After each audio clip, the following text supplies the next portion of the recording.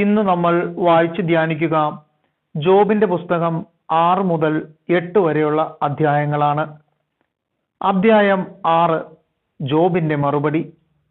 Job പറഞ്ഞു, എൻ്റെ കഷ്ടതകൾ തൂക്കി നോക്കിയിരുന്നെങ്കിൽ, എൻ്റെ അനർത്ഥങ്ങൾ തുലാസിൽ വെച്ചിരുന്നെങ്കിൽ, അവ കടൽ തീരത്തെ മണലിനേക്കാൾ ഭാരമേറിയതായിരിക്കും. അതിനാൽ എൻ്റെ വാക്കുകൾ വിവേകശൂന്യമായി പോയി. സർവശക്തന്റെ അസ്ത്രങ്ങൾ എന്നിൽ തറച്ചിരിക്കുന്നു. എൻ്റെ ജീവൻ അവയുടെ വിഷം പാനം ചെയ്യുന്നു. ദൈവത്തിൻ്റെ ഭീകരതകൾ എനിക്കെതിരായി അണിനിരന്നിരിക്കുന്നു. തിന്നാൻ പുല്ലുള്ളപ്പോൾ കാട്ടുകഴുത കരയുമോ? തീറ്റി മുൻപിലുള്ളപ്പോൾ കാള മുക്രയിടുമോ? രുചിയില്ലാത്തത് ഉപ്പ് ചേർക്കാതെ തിന്നാനാകുമോ? മുട്ടയുടെ വെള്ളയ്ക്ക് വല്ല രുചിയുമുണ്ടോ? എനിക്ക് തിന്നാൻ പറ്റാത്ത ഇവയാണ് ഇപ്പോൾ എൻ്റെ ആഹാരം.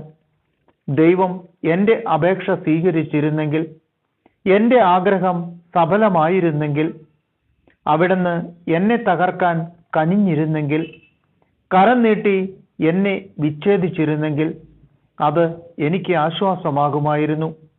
വേദനയുടെ നടുവിൽ പോലും ഞാൻ ആർത്തുല്ലസിക്കുമായിരുന്നു.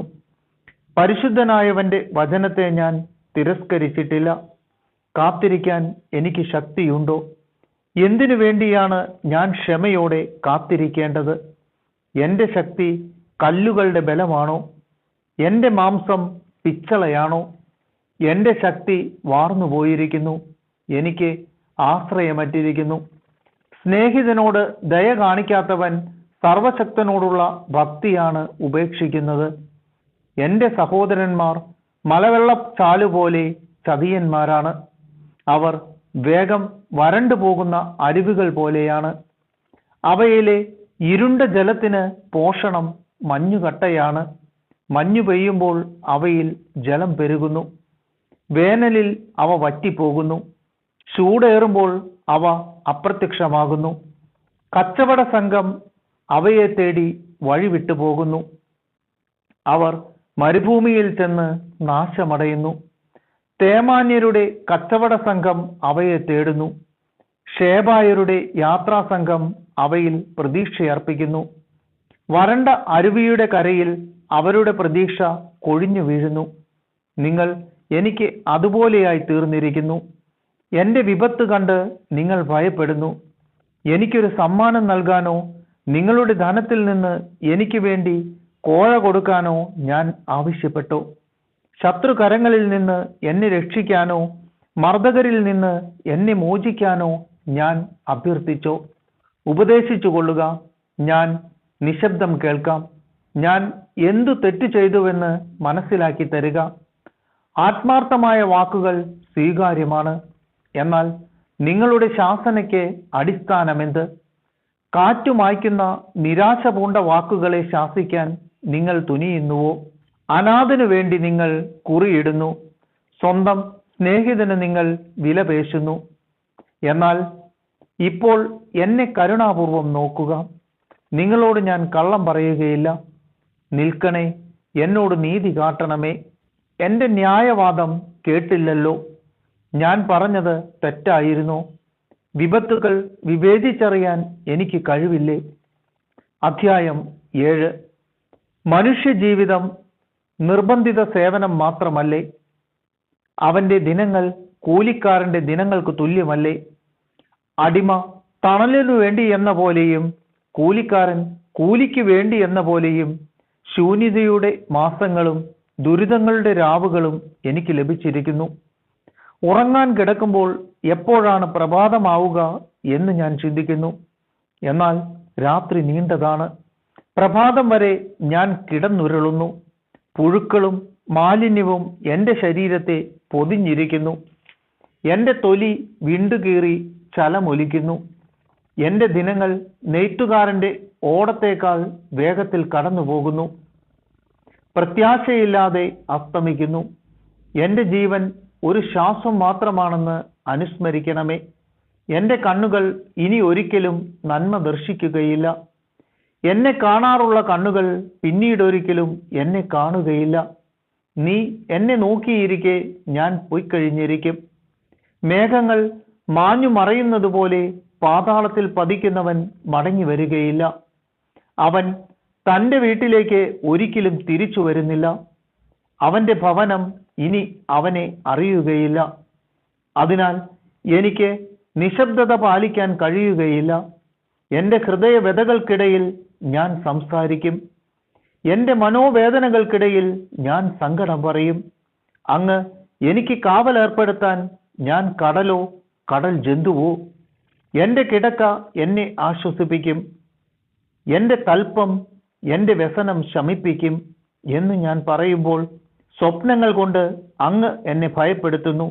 ദർശനങ്ങൾ കൊണ്ട് എന്നെ പരിഭ്രാന്തനാക്കുന്നു. അസ്ഥി പഞ്ചരമാകുന്നതിനേക്കാൾ കഴുത്തു ഞെരിച്ചുള്ള മരണമാണ് ഞാൻ ഇഷ്ടപ്പെടുന്നത്.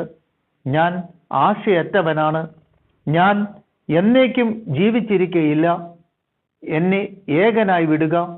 എൻ്റെ ജീവിതം ഒരു ശ്വാസം മാത്രമാണ്. അങ്ങ് മനുഷ്യനെ ഇത്ര കാര്യമാക്കാനും അവൻ്റെ പ്രവർത്തികൾ ഉറ്റുനോക്കാനും ഓരോ പ്രഭാതത്തിലും അവനെ പരിശോധിക്കാനും ഓരോ നിമിഷവും അവനെ പരീക്ഷിക്കാനും അവൻ ആരാണ്? ഉമിനീര് ഇറക്കാൻ പോലും ഇടവരാതെ എത്ര നാൾ അങ്ങ് എന്നെ നോക്കിയിരിക്കും? മനുഷ്യനെ ഉറ്റുനോക്കിയിരിക്കുന്നവനെ, ഞാൻ പാപം ചെയ്താൽ തന്നെ അങ്ങേക്ക് അതിനെന്താണ്? അങ്ങ് എന്തുകൊണ്ട് എന്നെ ഉന്നം വച്ചിരിക്കുന്നു? എന്തുകൊണ്ടാണ് ഞാൻ അങ്ങേക്ക് ഒരു ഭാരമായി തീർന്നത്? എൻ്റെ പാപങ്ങൾ അങ്ങേക്ക് ക്ഷമിച്ചുകൂടെ? എൻ്റെ തെറ്റുകൾ പൊറുത്തുകൂടെ? ഞാൻ ഇപ്പോൾ പൊടിയിൽ ചേരും. അങ്ങ് എന്നെ അന്വേഷിക്കും, എന്നാൽ ഞാൻ ഉണ്ടായിരിക്കുകയില്ല. അധ്യായം 8. ബിൽദാദിന്റെ പ്രസംഗം. ശൂഹ്യനായ ബിൽദാദ് പറഞ്ഞു, നിന്റെ പ്രചണ്ഡ ഭാഷണത്തിന് അവസാനമില്ലേ? ദൈവം നീതിക്ക് മാർഗഭ്രംശം വരുത്തുമോ? സർവശക്തൻ ന്യായം വളച്ചൊടിക്കുമോ? നിന്റെ മക്കൾ അവിടുത്തേക്കെതിരായി പാപം ചെയ്തിരിക്കാം. തക്ക ശിക്ഷ അവർക്ക് ലഭിച്ചു. നീ ദൈവത്തെ അന്വേഷിക്കുകയും സർവശക്തനോട് കേണപേക്ഷിക്കുകയും ചെയ്താൽ, നീ നിർമ്മലനും നീതിനിഷ്ഠനുമാണെങ്കിൽ അവിടുന്ന് നിശ്ചയമായും നിനക്ക് വേണ്ടി ഉണർന്നെഴുന്നേൽക്കും. നിനക്ക് അവകാശപ്പെട്ട ഭവനം അവിടുന്ന് നിനക്ക് സമ്മാനിക്കും. നിന്റെ ആരംഭം എളിയതായിരുന്നെങ്കിൽ തന്നെ അന്ത്യദിനങ്ങൾ അതിമഹത്തായിരിക്കും. ഞാൻ നിന്നോട് അഭ്യർത്ഥിക്കുന്നു, കടന്നുപോയ തലമുറകളോട് ആരായുക. പിതാക്കന്മാരുടെ അനുഭവങ്ങൾ പരിഗണിക്കുക. ഇന്നലെ പിറന്ന നമുക്ക് ഒന്നും അറിഞ്ഞുകൂടാ. ഭൂമിയിലെ നമ്മുടെ ജീവിതം നിഴൽ പോലെ മാഞ്ഞു പോകുന്നു. അവർ നിന്നെ പഠിപ്പിക്കും. വിജ്ഞാന വചസ്സുകൾ നിനക്ക് ഉപദേശിച്ചു തരും. ചതുപ്പ് നിലത്തല്ലാതെ ഞാങ്ങണ വളരുമോ? നനവ് കൂടാതെ പൊട്ടപ്പുല്ല് വളരുമോ? തഴച്ചു വളരുമെങ്കിലും വെട്ടിയെടുക്കാതെ തന്നെ അവ മറ്റു ചെടികളേക്കാൾ വേഗത്തിൽ ഉണങ്ങിപ്പോകും. ദൈവത്തെ മറക്കുന്നവരുടെ പാതയും അങ്ങനെ തന്നെ. ദൈവഭക്തിയില്ലാത്തവന്റെ പ്രത്യാശ നശിക്കും. അവന്റെ ആത്മവിശ്വാസം തകർന്നു പോകുന്നു. അവന്റെ ശരണം ചിലന്തി വലയാണ്. അവൻ തൻ്റെ ഭവനത്തിന്മേൽ ചാരുന്നു, എന്നാൽ അത് ഉറച്ചു നിൽക്കുകയില്ല. അവൻ അതിന്മേൽ മുറുകെ പിടിക്കും, എന്നാൽ അത് നിലനിൽക്കുകയില്ല. അവൻ സൂര്യപ്രകാശത്തിൽ തഴച്ചു വളരുന്നു.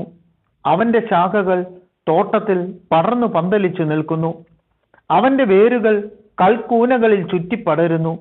അവൻ പാറകളുടെ ഇടയിൽ വളരുന്നു.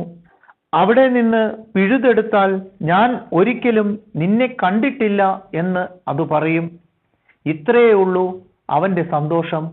അവിടെ വേറെ മുളകൾ പൊന്തി വരും. നിഷ്കളങ്കനെ ദൈവം ഉപേക്ഷിക്കുകയില്ല. തിന്മ പ്രവർത്തിക്കുന്നവനെ കൈപിടിച്ച് നടത്തുകയുമില്ല. അവിടുന്ന് നിന്റെ വാ പൊട്ടിച്ചിരി കൊണ്ടും നിന്റെ അധരം ജയാരവം കൊണ്ടും നിറയ്ക്കും. നിന്നെ വെറുക്കുന്നവരെ ലജ്ജ ആവരണം ചെയ്യും. ദുഷ്ടരുടെ കൂടാരങ്ങൾ നശിച്ചു പോകും.